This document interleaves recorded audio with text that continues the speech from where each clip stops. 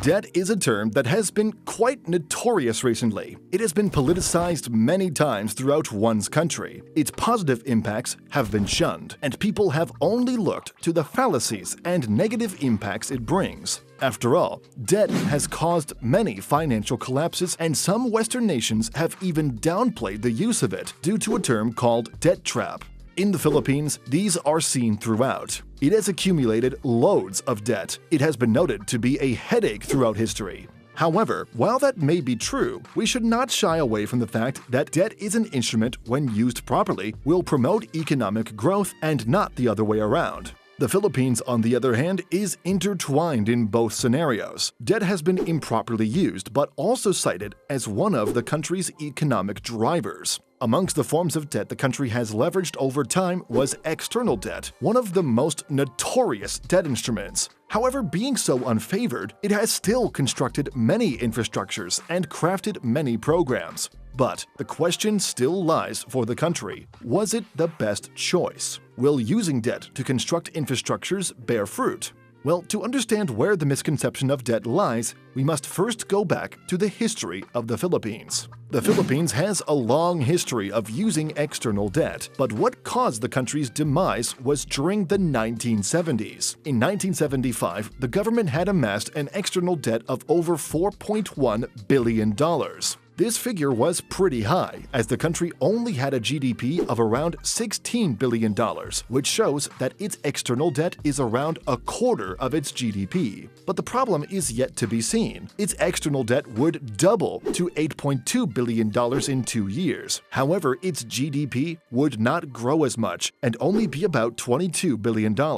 This would have suggested that the country has at least 35% of external debt to GDP, which is a figure that does not even include its domestic debt. These debts, however, were used to fuel economic growth, build infrastructures, and so on. However, some of these plans were not entirely great. Some of them have ended up being too expensive. Further, some of them would even fall into the hands of a small group of people led by the country's political instability. Therefore, its notorious use was not only due to its mismanagement, but also to corruption.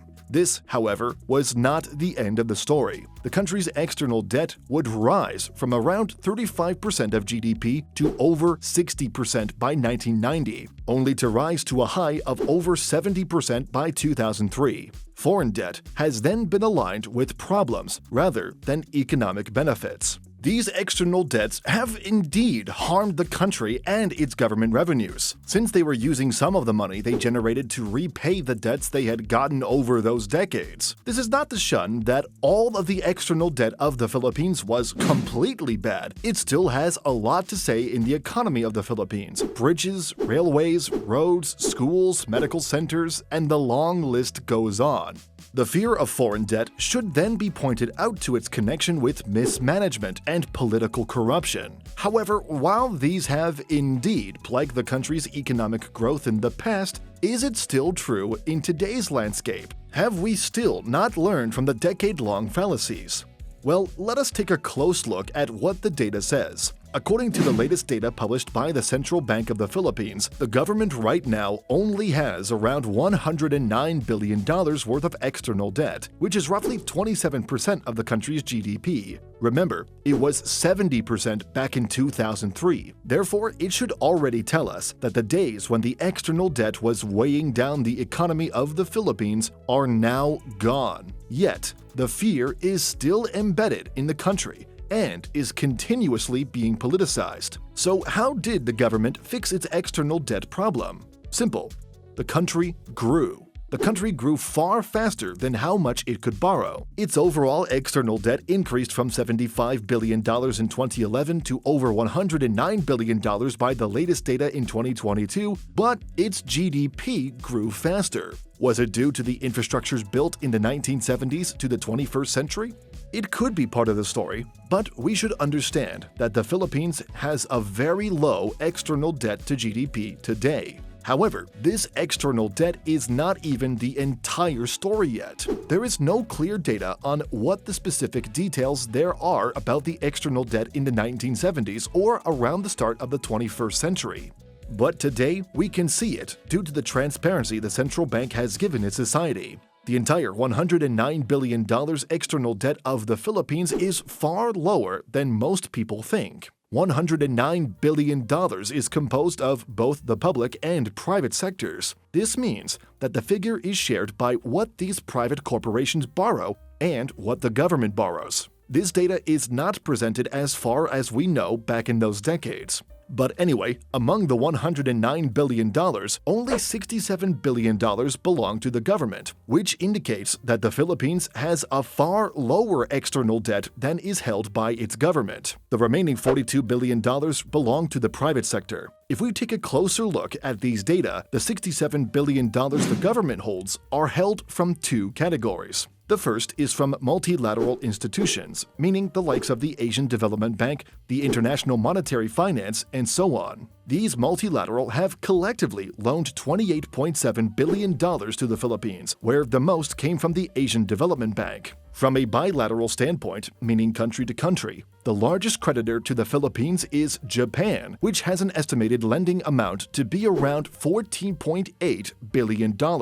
To debunk most myths, China only has $22 billion. The remaining are from government-issued bonds. Most of these debts are not borrowed the same way by the government as it is from the private corporations of the Philippines. The private sector is divided into two categories: banking and non-banking. Banks mostly get their external debts to increase due to international deposits, meaning some foreign entities or individuals may have a local bank in the Philippines. If they deposit in them, it will reflect in the balance sheet. This is applied to the banking sector, but these banks sometimes also hold some form of loan. For the non-banking sector, which actually contains most of the external debt at $27 billion out of the $42 billion, they are mostly to finance their business's growth. Often enough, where these private corporations get money comes from Singapore. Many Southeast Asian companies do the same. Why do these private corporations in the Philippines borrow money from Singapore or Japan? Because of their position in the financial world. This borrowed money can be directly from banks through loans, or it could also be the same way as its government through selling bonds. But in the case of private businesses, it is known as corporate bonds. Bonds are a good source of funding for governments and private companies. Also, one of the reasons why these corporations or governments go to other countries for raising money is because they either have more money or they provide extra expertise. This is because the Philippines does not have an endless amount of money for its private and government to borrow from, especially when we talk about billions of dollars. Hence, they turn to international markets. This is not to say that debt is still a prominent instrumental economic driver, and we should not deviate from the truth that the Philippines holds the external debt. However, in today's landscape, external debt is now negligent and has actually been providing numerous economic benefits. Debts, as we noted earlier, are a form of leverage used to fund growth, whether by corporations or by countries. The only issue is if it is mismanaged. However, it does not seem to be the case from the Philippines' point of view. As the entire external debt has gone down significantly, why would we suggest that it is being properly managed? It is because most of the programs and initiatives started today are transparent. We can see the very roads and bridges around the country. Back then, transparency was negligent, if not very difficult to see. Furthermore, external debt is not at risk levels. From 2018 to 2021, it only went from $78 billion to $109 billion, whereas the country's GDP went from $346 billion to $394 billion. Likewise, the country's gross international reserves have also gone up from $79 billion in 2018 to over $108 billion by 2021. These figures will need another story, but for now we will leave it at that. Anyway, this is just one part of the story, of course, and it could be viewed from numerous sides. Do let us know what you think.